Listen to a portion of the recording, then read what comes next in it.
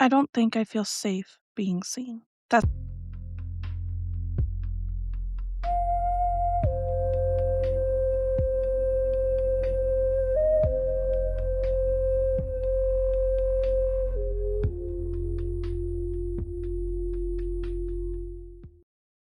it's not something I would have said out loud before, at least not in that way and not so directly. But there's a part of me that wants it so badly, almost desperately at times, to be visible, to be witnessed, and to take up space in my power without shrinking or second guessing myself, to exist in a way that feels honest and unfiltered. And yet there's another part of me that tightens the second I get close to that. A part that hesitates and pulls back and second guesses everything.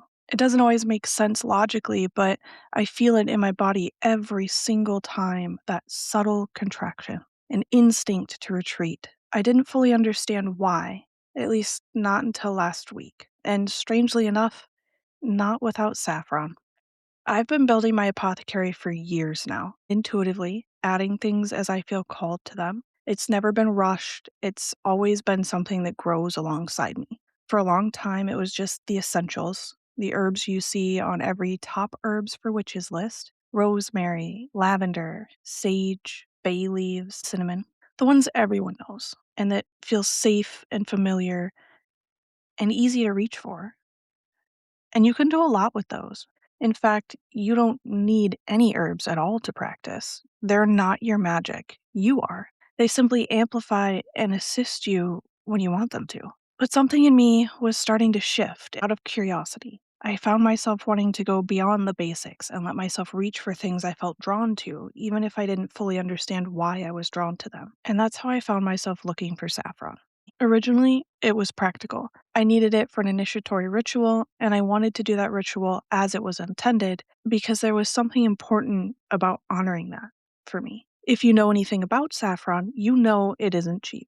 It's not something you casually start using in everything. But once I had it, I didn't stop reaching for it. At first, it was subtle, an offering here, a pinch in a spell, small intentional uses. And then, without really noticing when the shift happened, it became instinctive.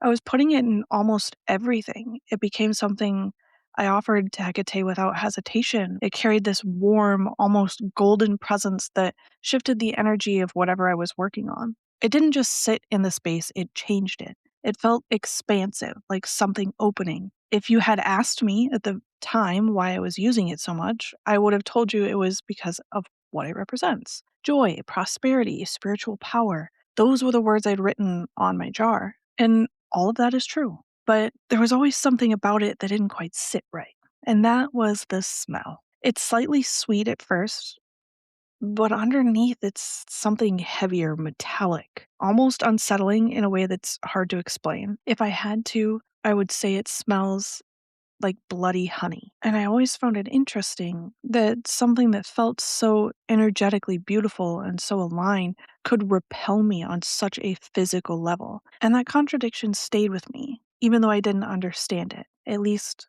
not until last Thursday. It was therapy day last Thursday. I do brain spotting, which I'm sure a lot of you know already, and it has helped me immensely with my trauma. I went into that session already knowing what I wanted to focus on, as I had been struggling with this persistent feeling in my relationship like I wasn't good enough. And logically, I knew that wasn't coming from my partner. I know who he is, his intentions, and the way he shows up, and I trust him.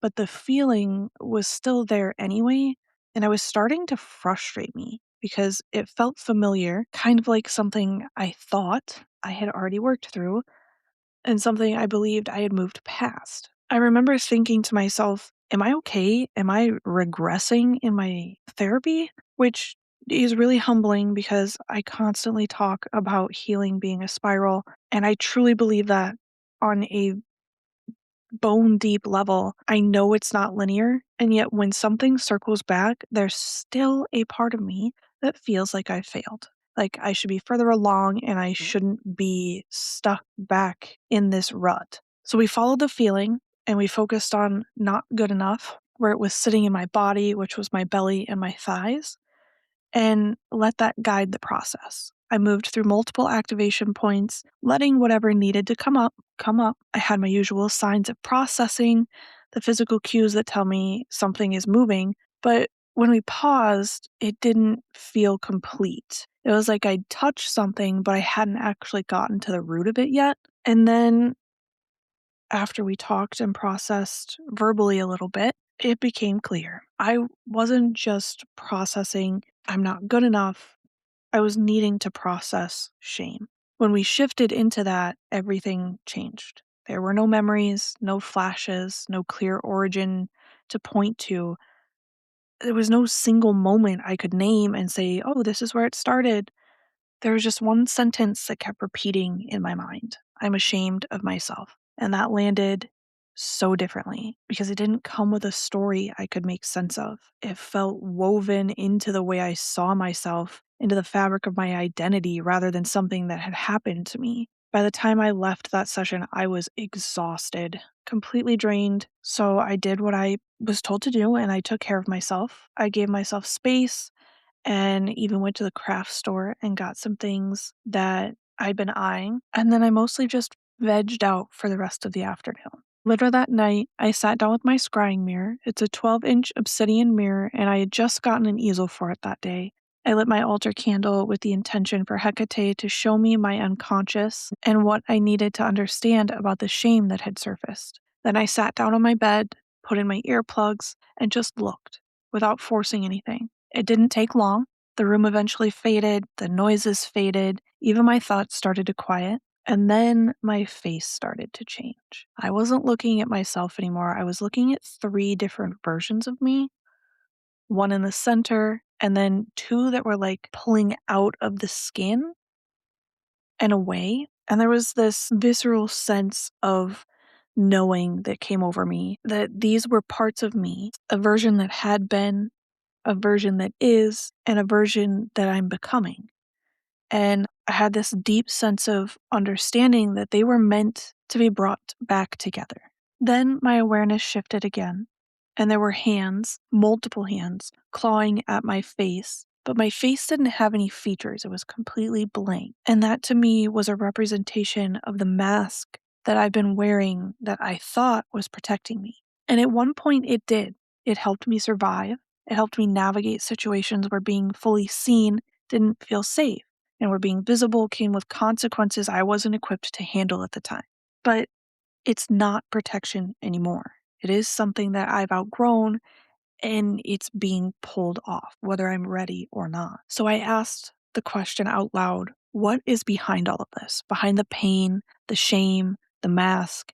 And the answer came back, I am. The truest version of me is behind the pain and the shame and the mask. And I am also responsible for some of that pain and some of that shame and part of that mask. From there, I saw a white owl, just the face, still and watching. And before any words came up, I started feeling hesitation. And this hesitation was focused on the part of me that still feels exposed by naming myself fully. It's this part of me that softens the truth and makes it more palatable, more explainable, and less uncomfortable for other people. It's the part of me that doesn't feel safe being seen as I am. And sitting there with everything stripped back, I could feel both things at once, the knowing of who I am and the fear of letting that be visible. And then without thinking, I just started saying, I am a witch over and over. It wasn't forced and it wasn't like I was trying to convince myself of it.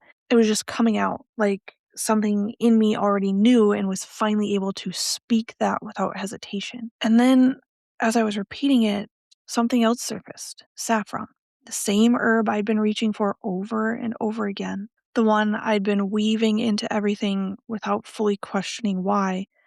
And it clicked. Saffron isn't just something I use, it's something I've built a relationship with because saffron represents everything I say I want, which is visibility, being seen, being fully in my power without shrinking or filtering myself down. And I can feel how naturally I reach for that, how instinctively I've woven it into my practice. But at the exact same time, I can feel the other side of it just as clearly, that resistance, that tightening, the hesitation, the part of me that does not feel safe being seen. Because again, for me, visibility has never been neutral. It feels like exposure, like being seen without any kind of protection. And when I let myself sit with that, I can see where it comes from. Moments in my life where being seen felt dangerous, where being noticed didn't feel like recognition, it felt like risk, and where visibility came with consequences instead of safety. So, of course, there's a part of me that resists. Of course, there's a part of me that recoils. And that's when I understood.